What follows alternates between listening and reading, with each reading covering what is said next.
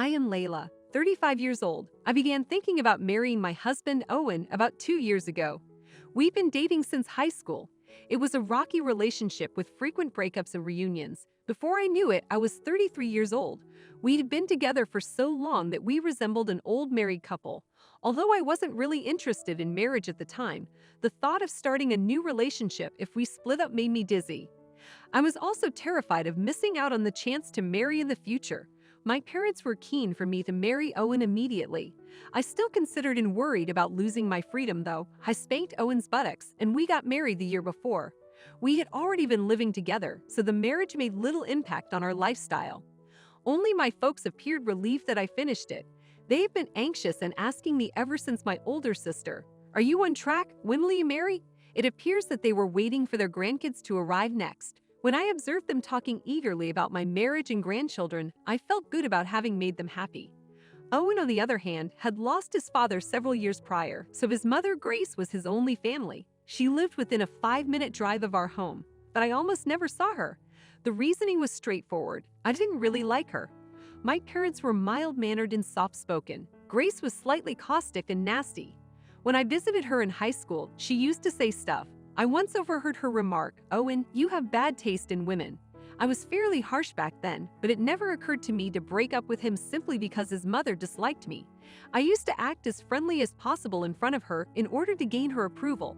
When it was her birthday, I worked hard at my part-time job and purchased gifts for her. Regardless, her attitude toward me never improved, so I soon gave up and began to avoid seeing her. One day, I received an unusual phone call from her. I hadn't even stored her phone number, so I had no idea who it was at first. "Hi, Layla. I asked Owen for your phone number. I'd like to chat with you about something. Can you come over today?" Although I hadn't spoken with her in a long time, she appeared to be in a pleasant mood. I felt slightly relieved because I had been avoiding her. She might have been pleased with our marriage. "I'll come once I've finished my work. I was a freelance web designer. I used to work for a firm, but I became self-sufficient after making solid connections. My income was more than double what I earned as an employee. I worked from home and was able to customize my schedule to meet my needs. However, I needed to complete my responsibilities as well. Then, could you come over in the evening?" Grace asked me. "I need to make dinner. Owen will probably work late tonight, so I believe he will have dinner outside." I was curious how she knew about it. Was he in frequent communication with her that I wasn't aware of? I was startled. She was his mother and lived alone, so he must have been concerned about her. I convinced myself that it was my fault. "Okay, I'll be there at 6 p.m., I promise," then hung up the phone. Owen has been arriving home late from work. I suspected he had paid her a visit. After all, there were only 2 of them in the family, so they must have needed to aid each other. I was thinking favorably about it. In the end, it was all wishful thinking on my part. A few hours later, "Hello, Grace. It has been a while." I greeted her by presenting her with a box of goodies I had bought in the neighborhood. She smirked and flung it away without thanking me. Her gesture made me feel horrible. I followed her into the living room, feeling a little angry. "Hello, are you building a house?" she asked me. "Oh, you've heard from Owen. I want a larger workstation, and since we're going to relocate, we might as well build a home. Nothing definitive has been decided yet." I was startled that she already knew, but Owen was talkative, so he must have mentioned it to her. "Okay, good. Then it isn't too late. Can you make a place for me too? I'm getting older, you know. I feel lonely living alone." That was a little unexpected. It happened quite unexpectedly. I couldn't offer her an immediate response. Why not? You are making a lot of money, and Owen is also working. If you could create a 2-story house with a separate entrance, we wouldn't see each other very often. However, if something happens, it is easier to support one another. If you have a baby, I am available to babysit. You can continue to work as usual. She had a point. If we had a child in the future, it would have been lovely to have someone to assist me. Then I would discuss it with Owen. Oh, he's always aware of it. How about living together? I had not heard anything from him. He's already granted his okay. Furthermore, he claims your savings will be sufficient to cover it. What? No, he has not mentioned anything to me. Why should we build a house with my savings? He has also been working.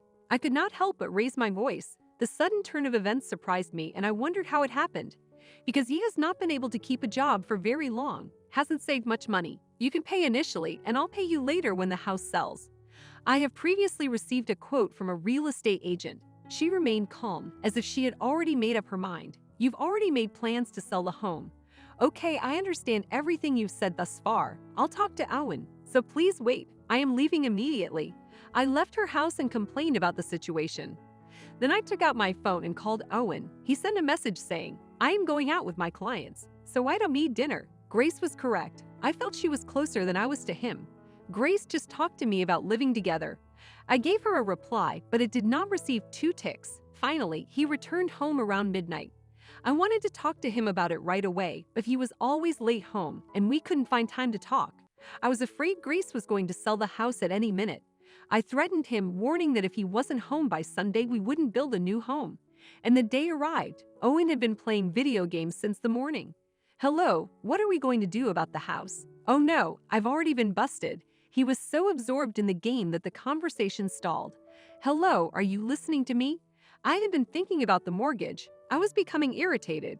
I didn't want him to claim afterward that he was unaware of anything. So I taped the audio as I explained about the mortgage. So that is the type of mortgage we will receive. Don't whine later, okay? What the hell is this ridiculous game? Let's try a different one. I was beginning to question whether our marriage was a good idea. Owen's cell phone rang with a notice. I'm going to leave for a bit. He got dressed and headed outside. I didn't think much of it except that he was so careful. Free, but I should have suspected him by then. I thought about the house a lot and agreed with what Grace stated. I tried to think optimistically about how living together would have been more pleasant than I had anticipated, and we eventually chose to build a 2-story house.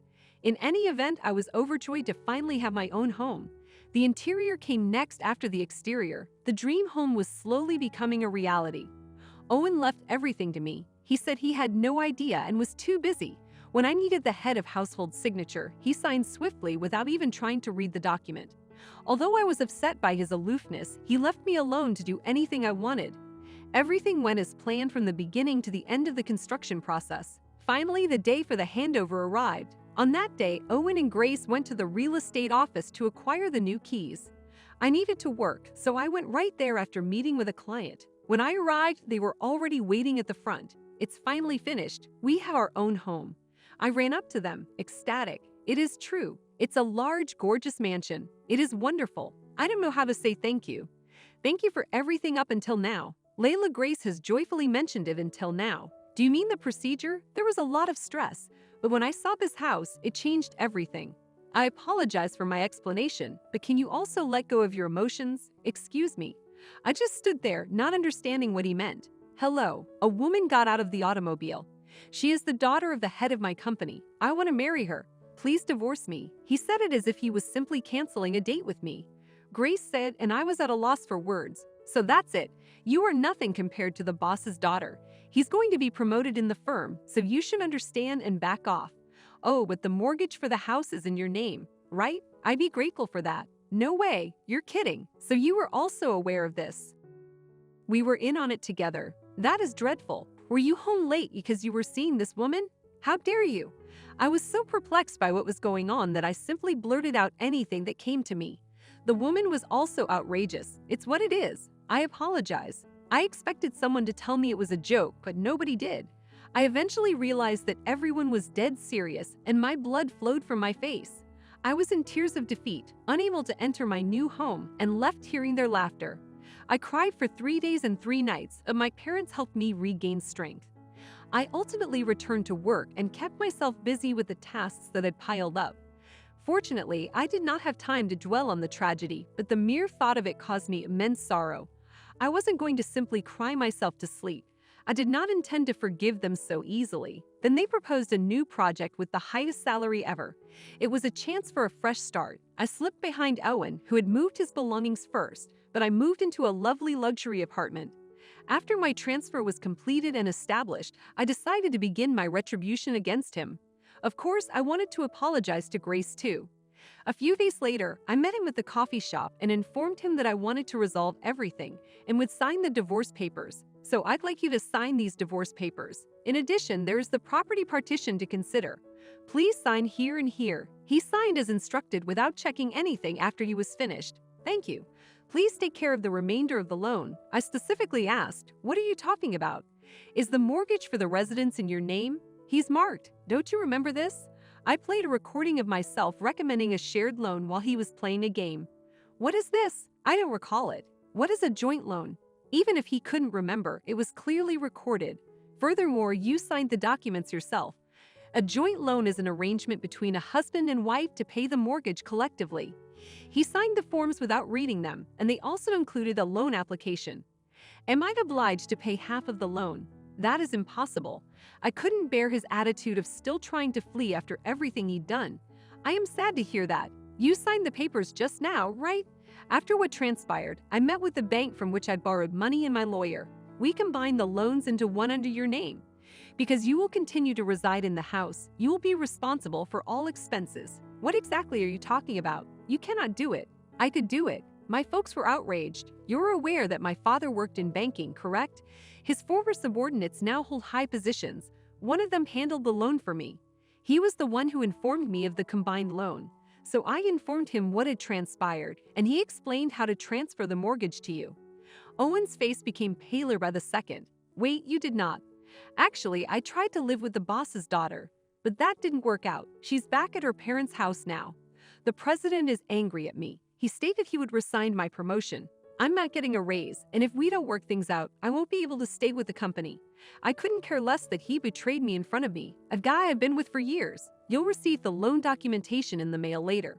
You can take care of the rest. It is none of my concern right now. Honey, do not say that. Help me. He began crying in the cafe, and everyone around him stared at him. I didn't want to hear what he was going to say next. I hoped he'd get punished for treating me like a cash machine. After taking a few steps away from the table, I realized I had forgotten to leave money for the coffee and returned. It's only coffee. I'll pay for it. Owen murmured. After all the discussion about hundreds of thousands of dollars, it might not be a huge deal. I really don't want to owe you any grace. His eyes welled up with tears once more.